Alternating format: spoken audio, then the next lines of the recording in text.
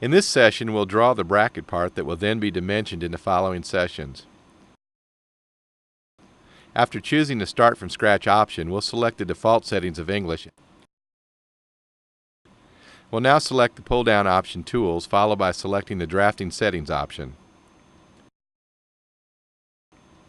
We'll change the grid spacing to 1.0 and then set the snap spacing to 0.5 for both the X and Y directions. We'll now click on OK to establish these settings. In order to make use of the grid and snap options, we'll switch them on by clicking on the corresponding buttons in the status bar. We'll now click on the Layers icon to display the Layer Properties Manager window. We'll create the collection of new layers shown here using the techniques described in previous lessons. Now we'll set the construction layer as our current layer and then click on OK to accept the settings. We'll begin the process of drawing construction lines by clicking on the construction line icon. And now we'll key in the world coordinates 3, 2 and then use the mouse to click on a location directly above this point to draw a vertical line.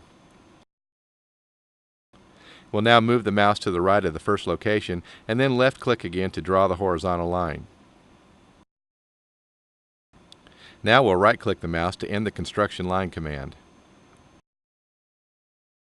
We'll now click on the Snap button in the status bar area to turn it off.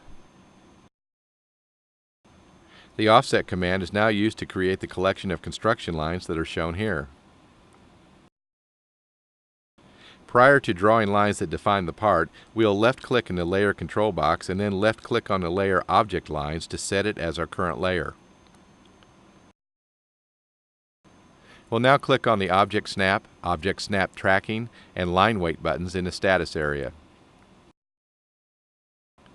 Now we'll click on the line icon and then draw the collection of lines as shown here.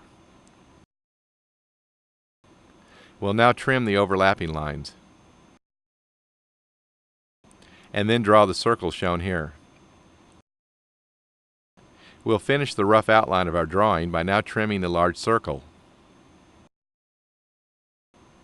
Now we'll set the hidden line layer as our current layer and then draw the line shown here in the side view. We'll now add a center line that is located at the center of the circles in the side views. Since we no longer need the construction lines, we'll use the Layer control box to turn off the display of these lines. We'll now set the Object Lines layer as the current layer. And finally, we'll add the fillets, followed by saving the file.